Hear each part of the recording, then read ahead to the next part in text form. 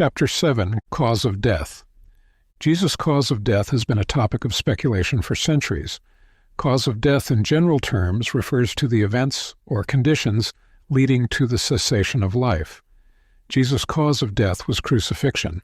However, exactly what physiological process led to his death has perplexed physicians. In medical parlance, the physiological process leading to death is more precisely termed the mechanism of death.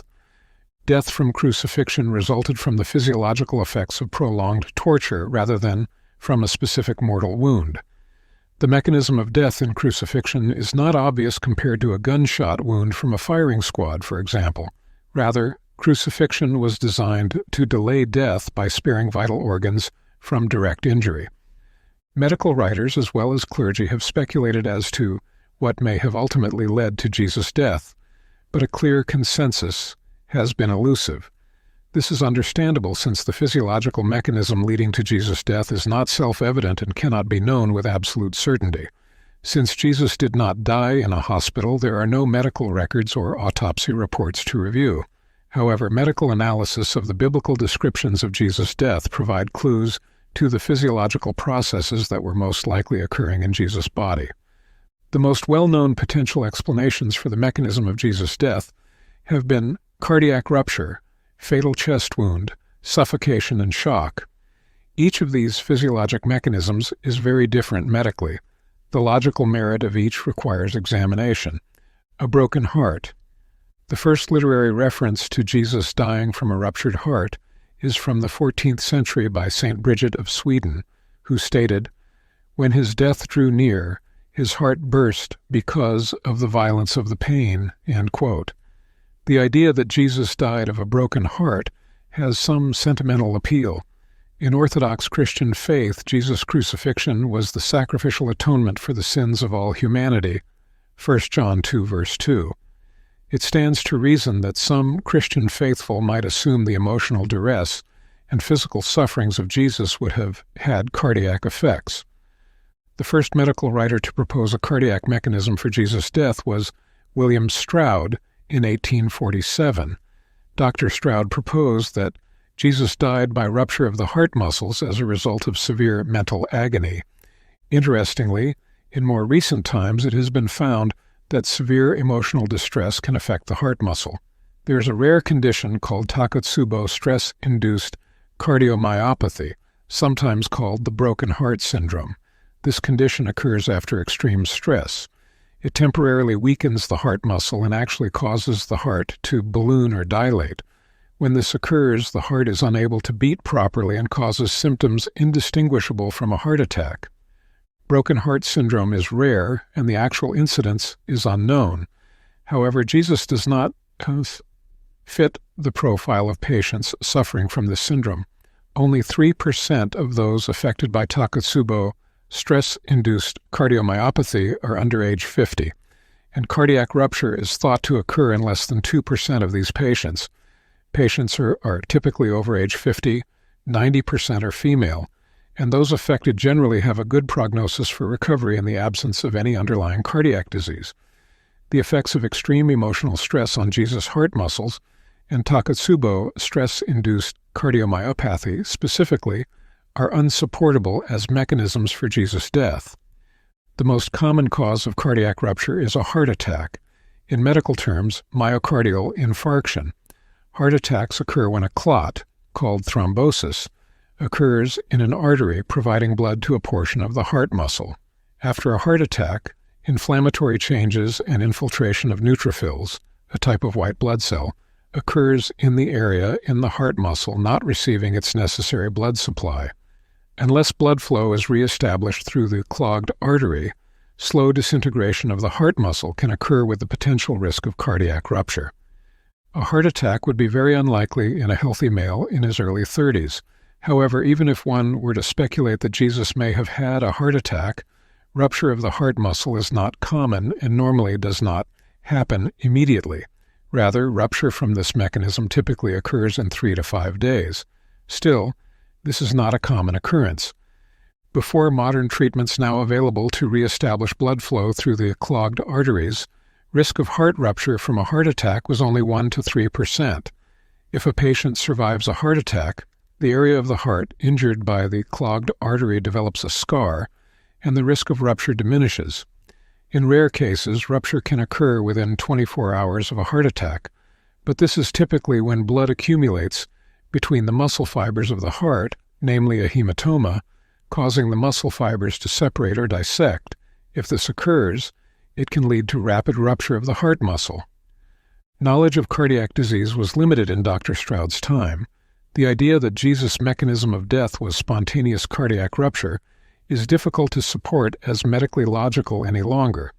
This explanation has largely fallen out of favor. Fatal stab wound. Cardiac rupture from traumatic injury to the heart is not out of the question, however. There is logical merit in considering whether Jesus may have died from a stab wound rupturing his heart. Jesus' disciple John described a Roman soldier impaling Jesus' chest with a spear. John was specific, if not redundant, in stating that he was an eyewitness of the event. From the Gospel of John, then because it was the day of preparation so that the bodies should not stay on the crosses on the Sabbath, for that Sabbath was an especially important one, the Jewish leaders asked Pilate to have the victims' legs broken and the bodies taken down. So the soldiers came and broke the legs of the two men who had been crucified with Jesus, first the one and then the other. But when they came to Jesus and saw that he was already dead, they did not break his legs. But one of the soldiers pierced his side with a spear, and blood and water flowed out immediately, and the person who saw it has testified, and his testimony is true, and he knows that he is telling the truth, so that you also may believe, end quote, John 19:31-36. Some have thought that the description of blood flowing from Jesus' side indicated that he was alive at that moment, the premise being that blood does not flow from a wound in a dead body. The idea that blood cannot flow from a corpse is not necessarily true, however. A large clot, such as could develop in the heart at the moment of death, may be unstable and reliquefy. Additionally, the effects of traumatic shock can impair the blood's usual clotting capabilities. In cases of violent traumatic death, for example, the blood's capacity to clot can be compromised to a point where blood will ooze from the wounds of a corpse. In sum, the description of blood flowing from Jesus' side does not mandate the conclusion that Jesus was alive when the spear impaled his chest. The importance of John's eyewitness description should not be overlooked. The Jews asked Pilate to have his soldiers inflict further torture by breaking the legs of those being crucified so that their bodies would not remain on crosses during that particular Sabbath, John 19, verse 31. Usual Roman practice was to allow bodies to remain on the cross to be consumed by scavenging animals, but this Sabbath was, quote, an especially important one, end quote, John 19, verse 31. This particular Sabbath was during a religious festival, the week-long Feast of Unleavened Bread, and therefore doubly holy in Hebrew culture. Pilate agreed to their request, but when the soldiers came to Jesus, they did not break his legs since they found him dead already. John 19, verse 33. With a mandate that those being executed had to die before sundown, soldiers broke the legs of the others being crucified. They would not have hesitated to break Jesus' legs also. Roman soldiers were skilled in execution, and assuring condemned prisoners were killed. We must therefore conclude that Jesus was unmistakably dead, but to assure absolute certainty, a spear was thrust into his chest wall, which collapsed his lung and ruptured his heart. It is certain Jesus died that day. However, it is unlikely that the mechanism of Jesus' death was the chest wound based on the evidence considered previously. Suffocation. Suffocation is the interruption of the breathing apparatus. Asphyxiation is the term given to the effects of oxygen deprivation, which potentially can lead to death. Suffocation can cause asphyxiation. The idea that Jesus died by suffocation was first proposed in 1923 by the French surgeon Dr. Lebec, who believed that Jesus' ribs were immobilized when his arms were held by nails in an outstretched position on the cross. In 1936, the Czech surgeon Rudolf Hynek expanded on this idea. Dr. Hynek was aware of Anbinden, a type of suspension torture used during the Austro-Hungarian War, where victims were suspended with their arms tied overhead with their feet unsupported. with the force of their entire body weight being supported only by arms tied directly overhead. The victim's chest walls were expanded, restricting the ribs from moving normally. Regular breathing became impossible, and victims rapidly developed severe pain and muscle spasms. Due to its peculiar cruelty, Anbinden was limited to a duration of 5 to 10 minutes at a time. Dr. Hynek believed suffocation occurred during crucifixion by this mechanism. The belief that Jesus died by suffocation was further popularized by the French surgeon Pierre Barbet in his book, A Doctor at Calvary. Dr. Barbet was aware of Anbinden torture. He knew that similar suspension torture had also been used at the Dachau concentration camp as a form of torture and murder. Dr. Barbet was told by an eyewitness of a Dachau prisoner pulling up with his arms in desperation, trying to breathe before eventually turning blue and dying by apparent asphyxiation. Victims tortured this way died within 3 hours. Suspension torture was used for punishment in Nazi concentration camps and was part of their disciplinary and penal code. Based on the eyewitness account recorded by Dr. Barbet, Anbinden's suspension punishment could be prolonged to the point of murder. Dr. Barbet noticed that the bloodstains bifurcate on the arms in the image of the man on the Shroud of Turin, believed by many to be the image of the crucified Jesus. Dr. Barbet supposed that the changes in blood flow resulted from Jesus changing position on the cross, specifically from pulling himself up in an effort to breathe. Dr. Barbet took this to be evidence that Jesus had to relax his rib cage in order to breathe, similar to descriptions of suspension torture at Dachau. From his knowledge of suspension torture and his inspection of the Shroud of Turin, Barbet agreed with Drs. Lebec and Hynek that Jesus had suffocated.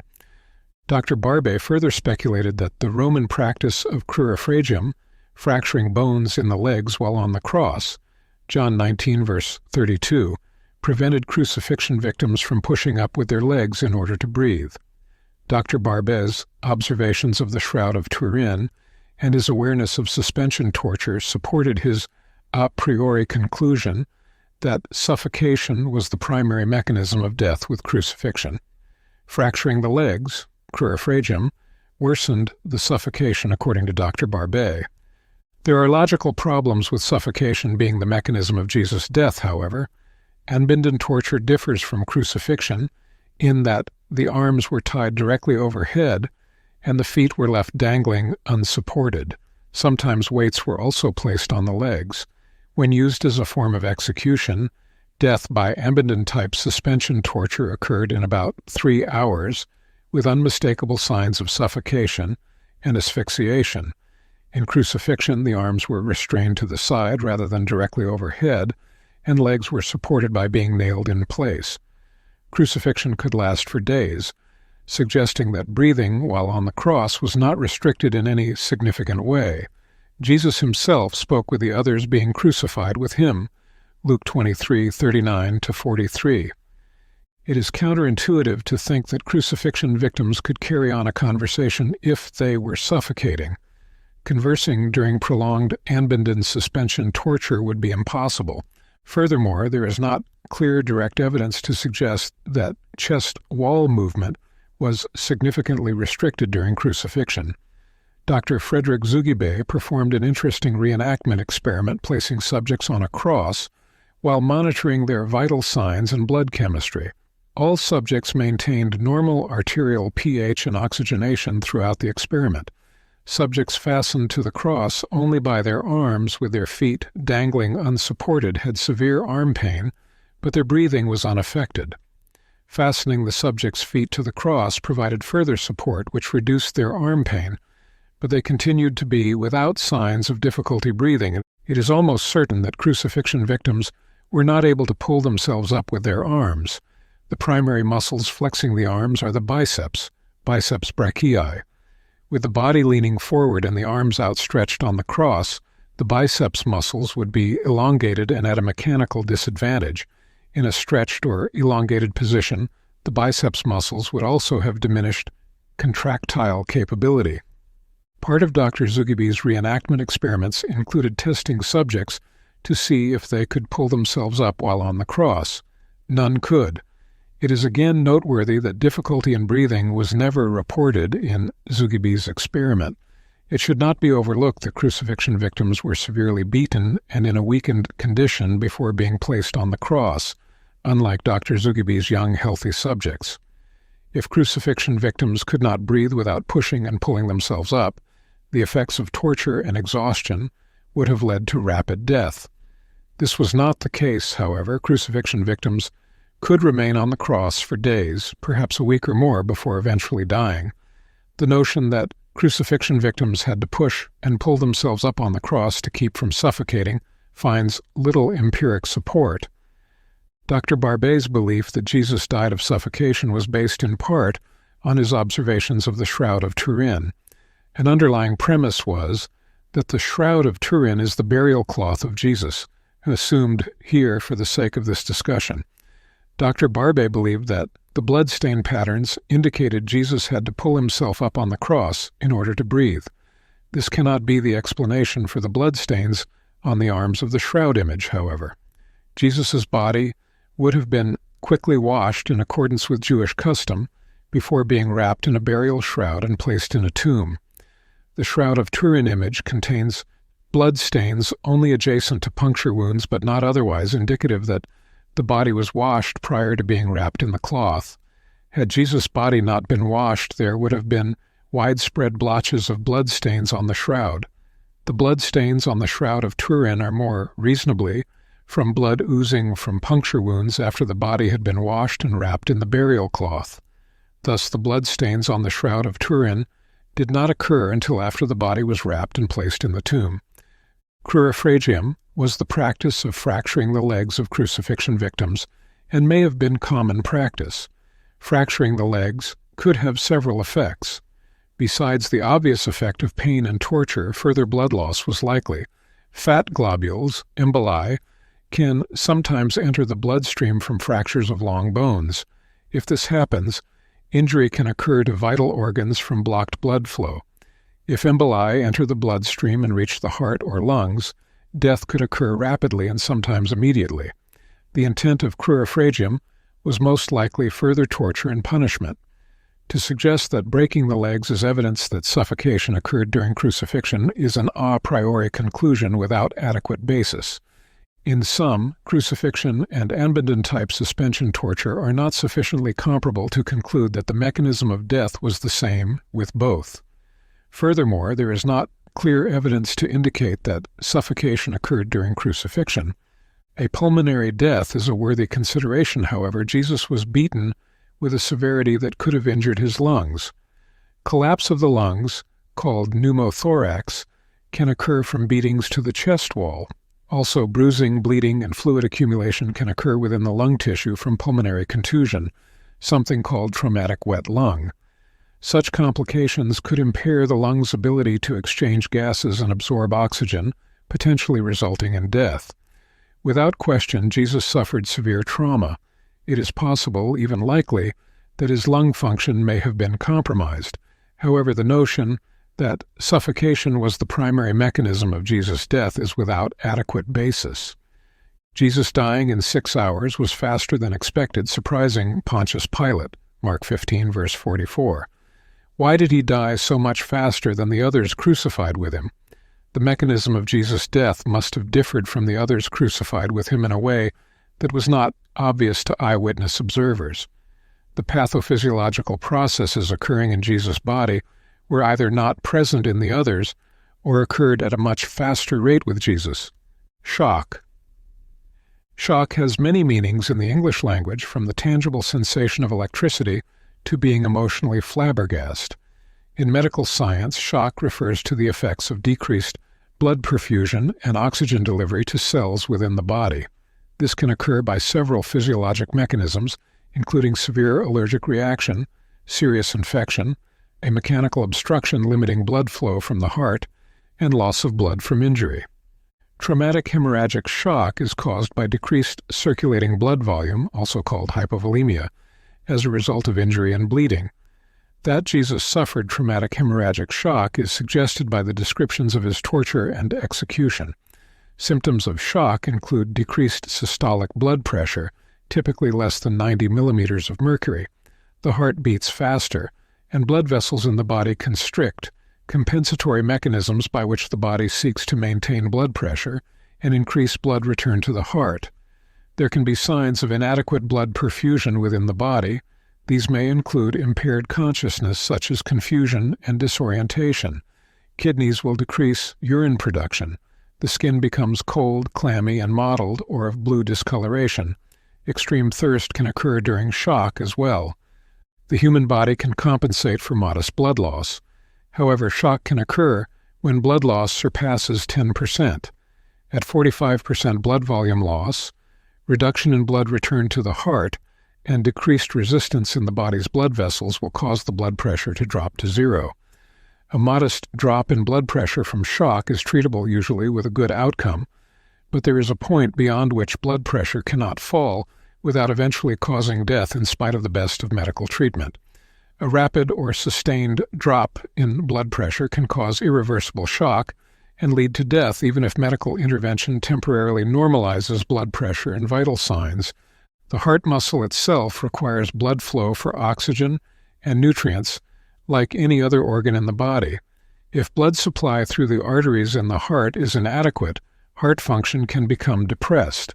The effects may not be immediately observable depending on the amount of blood loss, since the heart has some compensatory capability. However, the heart can gradually weaken due to inadequate blood perfusion. This is called cardiac depression. The sympathetic nervous system becomes activated both from the effect of blood loss as well by the anxiety and emotional duress of injury. Blood vessels constrict to increase blood return to the heart and maintain blood pressure. This can have potential negative effects if constricting blood vessels further impairs circulation to soft tissue and organs. If brain function becomes significantly impaired, then the sympathetic nervous system response will diminish, causing decreased vascular resistance and lower blood pressure. The sympathetic nervous system also activates sweat glands, explaining why symptoms of shock include sweating and feeling clammy. The effects of shock and decreased blood perfusion through small vessels and capillaries can cause small regions of tissue necrosis, cellular death. Inflammatory molecules and lactic acid are released due to tissue necrosis, which worsens the patient's condition. Diminished nutrient and oxygen supply can also affect the small blood vessels themselves and cause them to lose the ability to contract, resulting in further drop in blood pressure. If this happens, fluid may exude through the vessel wall, causing swelling, decreasing circulating blood volume. Local tissue swelling can then further impede tissue perfusion and increase the toxic chemical byproducts of ischemia, that is, insufficient blood supply. Inadequate blood perfusion to organ tissue causes generalized cellular deterioration. Oxygen deprivation causes cellular metabolism to shift from aerobic to anaerobic, which produces inflammatory and acidic chemical byproducts. Molecular inflammatory mediators such as lactic acid, carbonic acid, and highly reactive free radicals worsen shock by their toxic effects. The body's pH changes and becomes acidic. Thus, shock creates a cascade of cellular deterioration through multiple organs and tissues in the body. The effects of shock are many. Cardiac function can become impaired, blood vessels do not function properly, inadequate oxygen supply can cause cellular death leading to widespread inflammation and toxic chemical effects. Acidity develops within the body. The effects of shock are many and each one serious, all the more when multiple effects occur simultaneously. Even more dangerous is amplification of shock through a snowball effect called a positive feedback loop. That is to say, shock causes more shock. Trauma-induced coagulopathy. The body's first defense against bleeding is for blood to clot at the site of injury. A dangerous possible complication of shock is that blood can lose its normal ability to clot. It has long been observed that traumatically injured patients can have diminished blood clotting ability. This was originally assumed to be a side effect of treatment with intravenous fluids or by hypothermia, decreased core body temperature, and acidemia, decreased blood pH. It wasn't until 2003 that researchers identified coagulopathy in trauma patients, that is, impaired blood clotting specifically associated with trauma. This has become known as trauma-induced coagulopathy. It is present in 1 in 3 trauma patients admitted to emergency departments and carries a markedly increased risk of death. Trauma patients admitted to emergency departments are 4 times more likely to die if coagulopathy is present. Causative factors that trigger coagulopathy during trauma are tissue injury with bleeding, hypothermia, and acidemia. Tissue injury. There are 4 major physiologic processes that stop bleeding. Blood vessel constriction at the point of injury. Blood cells called platelets form a plug. Chemical reactions occur that cause clot formation. And finally, chemical reactions occur to control excessive clotting and dissolve unnecessary clots. These processes occur simultaneously but independently. Patients with more extensive injuries have greater risk of developing coagulopathy because the extent and degree of tissue injury is a major trigger. Injured endothelial cells, that is, cells that line blood vessels, initiate the clotting mechanisms. With diffuse injury and widespread activation, the blood clotting mechanisms, necessary blood cells, and chemical factors can be depleted and cause an imbalance between the blood's ability to clot and dissolve unnecessary clots. This is a detrimental amplification of the body's natural process of dissolving unneeded blood clots, just when the blood's ability to clot is needed most. That is to say, the body shifts to dissolving clots abnormally when it should be producing more clots where needed instead. Hypothermia. Normal body temperature is 37 degrees Celsius, 98.6 degrees Fahrenheit. Hypothermia, namely decreased core body temperature to 36 Celsius or below, impairs blood coagulation. 2/3 of trauma patients have hypothermia, and 9% of trauma patients have severe hypothermia, 33 Celsius or below. Enzyme activity is sensitive to changes in temperature. In the human body, a decrease in body temperature slows the activity of enzymes associated with blood clotting. It also impairs platelet activation, the tiny blood cells involved in clotting. This becomes clinically significant at a body temperature of 34 degrees Celsius. The risk of death from trauma markedly increases when the body temperature falls to 33 degrees Celsius or below. Acidosis. Another inciting factor that contributes to coagulopathy is when the blood becomes acidic, called acidemia, decreased blood pH, which makes the blood more acidic. The process leading to this is called acidosis. Increased blood acidity is the result of cellular ischemia from decreased blood flow and oxygen deprivation. If the lungs are injured or collapsed and unable to normally exhale carbon dioxide, acidemia can further worsen by a separate mechanism called respiratory acidosis. Like decreased temperature, acidity in the blood slows the enzyme activity associated with clotting. Normal human pH is 7.4. At a pH of 7.2, the clotting enzyme cascade is reduced by 50% and is reduced by 90% with a pH below 7.0. Trauma-induced coagulopathy is an ominous potential complication of traumatic hemorrhagic shock and markedly increases the risk of death. The greater the tissue injury and bleeding, the greater the risk. Acidemia and hypothermia are also triggering factors and common during shock. When tissue injury with bleeding, acidemia, and hypothermia occur simultaneously, they create a positive feedback loop of progressively worsening coagulopathy. This has been called a lethal triad. Trauma-induced coagulopathy is difficult for physicians to treat in the best modern trauma centers. In Jesus' time, death would be certain and rapid, evidence of shock in Jesus. Jesus suffered extensive injury and blood loss prior to crucifixion, making him susceptible to shock. Initially after his arrest, he was on trial before members of the Jewish ruling tribunal, the Sanhedrin. He was beaten by the temple guard, Luke 22, verse 63, Matthew 26, verse 67, Mark 14, 65, and John 18, verse 22. The Sanhedrin found Jesus guilty of blasphemy, which was punishable by death, Mark 14, 63 to 65. By this time, however, the Sanhedrin had lost autonomous authority for capital punishment. Since Jewish execution of criminals was generally not permitted by Roman authorities, it is likely that Jesus received the maximum beating permitted by Hebrew law prior to being delivered to Roman authorities. Luke's gospel implies that Jesus received a particularly harsh thrashing from the temple guard prior to being sent to Roman authorities. Luke 22, verse 63. See also chapter 6. After Pontius Pilate ordered Jesus' execution, Roman soldiers again scourged Jesus prior to crucifixion. Unlike Jewish scourging, Romans had no lash limit. Roman scourging was done with a flagellum, a whip comprised of leather strips with dumbbell-shaped pieces of lead sewn to the ends. The entire body would be scourged. Romans had known anti-Semitic sentiments, which were allowed free and full expression during crucifixion.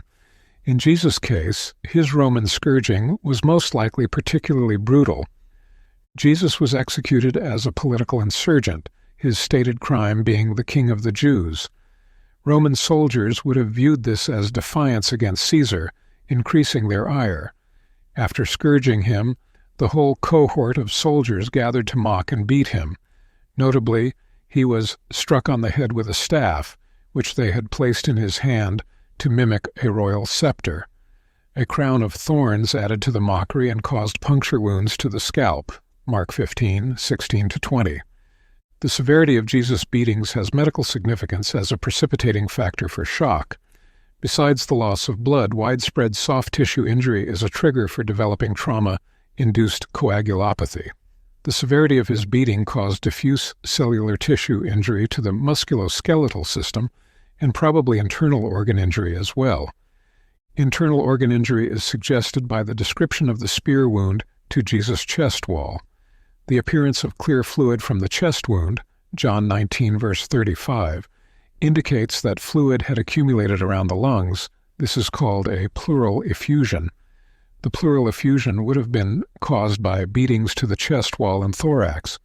Fluid around the lungs typically has a clear appearance and would look like water when the spear initially entered the chest. Once the spear ruptured the heart, blood would mix with the fluid in the chest cavity, making the fluid flowing from the chest wound appear to be blood. Since Jesus' beatings caused fluid to accumulate around his lungs, it is plausible to consider that the lungs themselves may have been injured. If so, blood and fluid could have accumulated within the lung tissue, namely pulmonary contusion and traumatic wet lung. Pneumothorax, collapse of the lungs, is also possible in this context. If the lungs were injured and unable to normally exchange oxygen and carbon dioxide, respiratory acidosis from lung dysfunction would have made the acidemia worse. Breathing would become labored. Injury to other internal organs was also possible. Symptoms of shock are suggested in the Gospel accounts. After the Roman flogging, Jesus was compelled to carry the patibulum to the crucifixion site, either 300 or 1,000 meters. Jesus was unable to do so, however. Jesus appears to have been in a weakened condition beyond what was typical for crucifixion victims. One of Jesus' last statements on the cross was, "I am thirsty," John 19, verse 28. It can be assumed that Jesus was denied anything to drink after his arrest. However, the thirst experienced in shock exceeds the typical experience of thirst in a way that is difficult to fully appreciate. Thirst from hemorrhagic shock is the result of decreased blood volume called hypovolemia. This stimulates thirst centers in the brain by two separate mechanisms. Pressure sensors in arteries, called baroreceptors, react to decreased blood volume and trigger thirst centers in the brain. Decreased blood flow to the kidneys will activate the renin-angiotensin system, which is a hormone system that regulates body fluid and blood pressure, and it also stimulates thirst centers in the brain. Literary references of thirst during crucifixion describe a maddening agony. When Jesus said, "I am thirsty," it was almost certainly as a scream.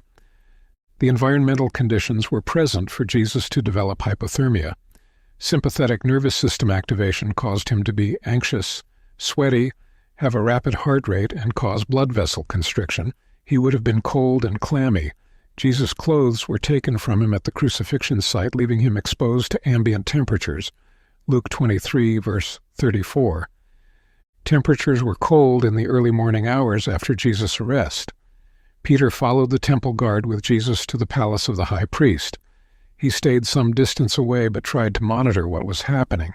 Yet, it was cold enough that Peter lost his hesitation and joined the temple guard to warm himself by a fire. From John's Gospel, quote, "Slaves and the guards were standing around a charcoal fire they had made, warming themselves because it was cold. Peter also was standing with them, warming himself." End quote. John 18, verse 18. Average temperatures in Jerusalem during the first week of April ranges from 8 to 20 degrees Celsius, that is 46 to 67 degrees Fahrenheit, but can drop as low as -1 degree Celsius, that is 30 degrees Fahrenheit. It was cold the day Jesus was crucified, hanging naked on the cross in cool ambient temperatures, sweaty, and with arms and legs cold due to blood vessel constriction from the effects of blood loss, make it likely that Jesus was hypothermic.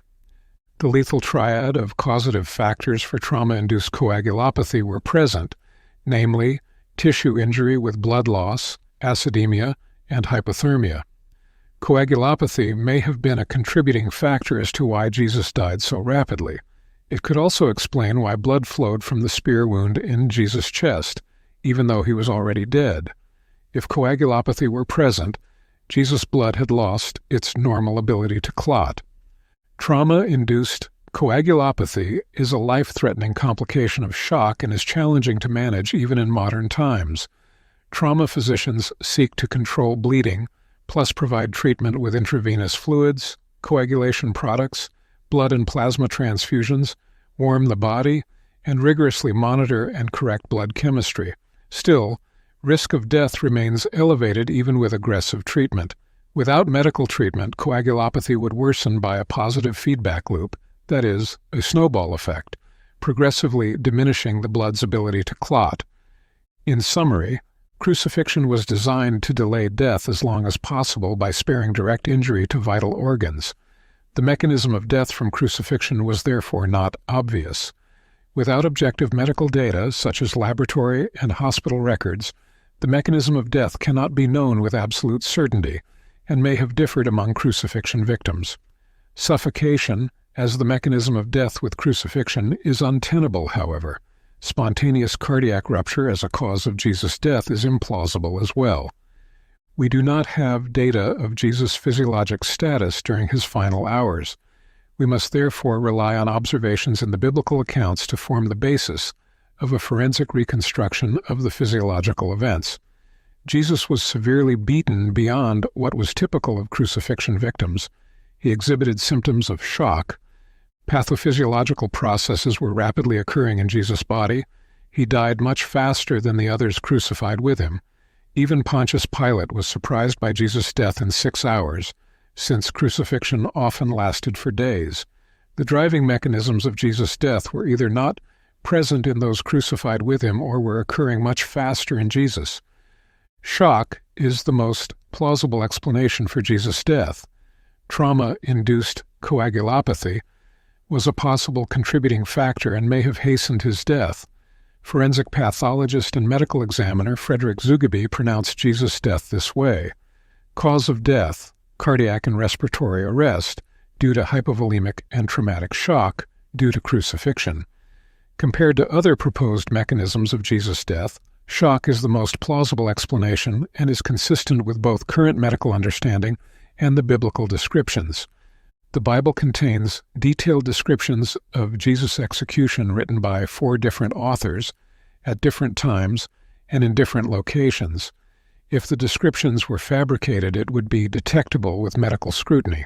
However, the biblical accounts of Jesus' execution are essentially the same and can be corroborated with medical science. This is internal evidence of the historical authenticity of the Gospels. The descriptions of Jesus' execution written by ancient observers without medical education can be explained as consequences of traumatic hemorrhagic shock. From a medical perspective, the Gospel accounts of Jesus' death appear genuine. Knowing that he would be crucified the next day, Jesus reiterated to his disciples during the Last Supper that the purpose of his death was to bring forgiveness to mankind.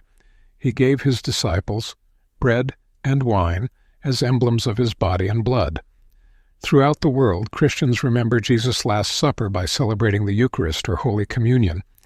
In a somewhat macabre statement at the Last Supper, it's as if Jesus seemed to say that the mechanism of his death would be exsanguination. From Matthew's Gospel, then he, Jesus, took a cup, and when he had given thanks, he gave it to them, his disciples, saying, "Drink from it, all of you. This is my blood of the covenant, which is poured out for many for the forgiveness of sins." Matthew 26, verses 27 to 28, NIV.